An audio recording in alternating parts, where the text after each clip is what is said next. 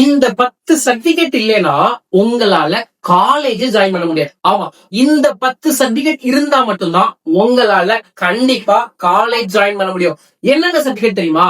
உங்களுடைய 10th school mark sheet, 11th school mark sheet, 12th school mark sheet, அப்புறம் உங்களுடைய ஸ்கூல்ல கொடுக்கக்கூடிய டிரான்ஸ்பர் சர்டிபிகேட். இந்த நாளும் ரொம்ப ரொம்ப இம்பார்ட்டன்ட். அதுக்கப்புறம் கம்யூனிட்டி சர்டிபிகேட் பாத்தீங்கன்னா அப்டேட்டட் வெர்ஷன், டிஜிட்டல் வெர்ஷன் தேவைப்படுது. அதையும் மறக்காம அப்டேட் பண்ணி டிஜிட்டல் வெர்ஷன் எடுத்துக்கோங்க. அப்புறம் என்ன, பர்த் சர்டிபிகேட், உங்களுடைய பர்த் சர்டிபிகேட்.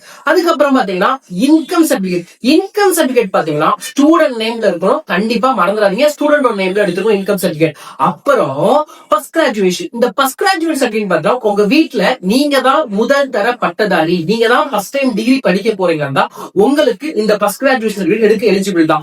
அதுக்கப்புறம் 9வதா இருக்கிறது பாத்தீங்கன்னா நேட்டிவ் சர்டிபிகேட். அதாவது நீங்க வேற ஸ்டேட், ஓகேவா, வேற ஸ்டேட்ல இருந்து வந்து சென்னையிலயோ இல்ல வேற ஸ்டேட்ல இருந்து வேற ஸ்டேட்ல போய் படிச்சீங்கன்னா இந்த நேட்டிவ் சர்டிபிகேட் கன்ஃபார்ம் தேவைப்படுது.